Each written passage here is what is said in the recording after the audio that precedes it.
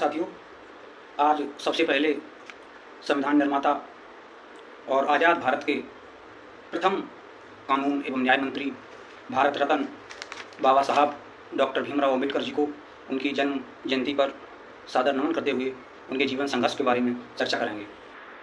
दोस्तों, बाबा साहब थे तो आज हम लोग भी हैं, वरना कहीं बेड़ियों में जकड़े हुए बंधुआ मजदूर की तरह जीवन जी रहे होते।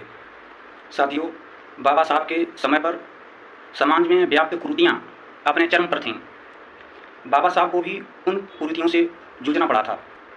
दोस्तों, महाराष्ट्र में एक जिला है रायगढ़, जिसमें एक गांव था महाड़।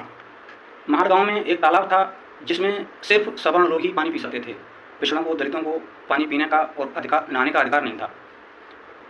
दोस्तों, बाबा साहब ने उस तालाब में पानी पीने के लिए महाड़ सत्याग्रह आंदोलन किया, जिसमें बाबा साहब की विजय हुई और उन्होंने दलितों और पिछड़ों को उस तालाब में पानी पीने का अधिकार दिलाया। दोस्तों, 26 जनवरी 1950 को जब हमारे देश में संविधान लागू हुआ तब हम सब दलित, पिछड़े, आदिवासी, शोषित, वंचित जितने भी तबके के लोग थे उन सबको हक से, सम्मान से जीने का अधिकार मिला। लेकिन कुछ मनवादी और संघी विचारधारा के लोग इस संविधान को हटाना चाहते हैं। उनको ये संविधान हजम नहीं हो रहा है। वो आज भी संविधान बदलने की बात करते हैं। सोचिए, जिस तरह से ये लोग 400 पार बोल रहे थे, अगर 400 पार हो गया होता तो आज संविधान की क्या स्थिति होती।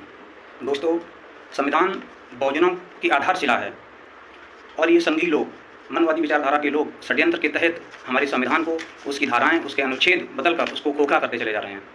दोस्तों, मैं आपको बताना चाहता हूँ कि जब ये संघी और मनवादी विचारधारा के लोग सत्ता में आएंगे, ये हमेशा आपको नुकसान पहुँचाएंगे। ये लोग कभी भी आपको आगे बढ़ते हुए नहीं देख सकते। ये लोग आपको धर्म में उलझाकर आपके हक और अधिकार को छीनेंगे, आपका आरक्षण लूटेंगे, आपकी बहन बेटियों के साथ गलत व्यवहार करेंगे, आपको घोड़ी पर चढ़ने से रोकेंगे, मटके से पानी पीने के लिए रोकेंगे, आपको तरह तरह की प्रताड़नाएं देंगे। ये आपको मंदिर जाने से रोकेंगे और जब आप इनके खिलाफ आवाज़ उठाएंगे, आंदोलन करेंगे तो ये आपको जान से मारने की धमकी देंगे, आपका घर तोड़ेंगे, आपके घर पर बुलडोजर चलाएंगे, आपको जाति सूचक गालियाँ देकर आपको अपमानित करेंगे। दोस्तों, बाबा साहब ने जब संविधान बनाया तो उन्होंने हम लोगों को वोट का अधिकार दिया, जिससे कि आप अपने मनपसंद नेता को चुन सकें और आपका कोई शोषण ना कर पाए। लेकिन हम लोग इनकी चिकनी चुपड़ी बातों में, धर्म के धंधे में फंस करके इनको वोट दे देते हैं और बाद में ये लोग हमारे ऊपर अत्याचार करते हैं, शोषण करते हैं, अपमानित करते हैं।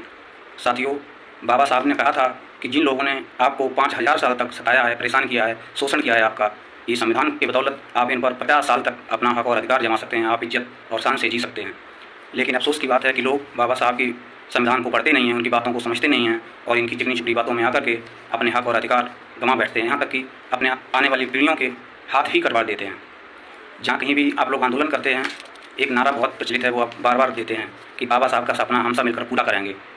दोस्तों, आप सोचिए, जब आप वोट अपना संघियों को देंगे, मनवादियों को देंगे, तो बाबा साहब का सपना कैसे पूरा होगा। इसलिए साथियों, जागिए और विचार करिए, अपने समाज को भी जगाइए। अभी भी वक्त है, जाग जाएंगे आप तो आपके बच्चों का भविष्य उज्ज्वल बनेगा। आने वाली पीढ़ियाँ आपको याद करेंगी, आपकी कृतज्ञ रहेंगी। धन्यवाद साथियों, यदि आपको हमारी विचारधारा और हमारा ये वीडियो पसंद आए तो कृपया हमें फॉलो ज़रूर करें।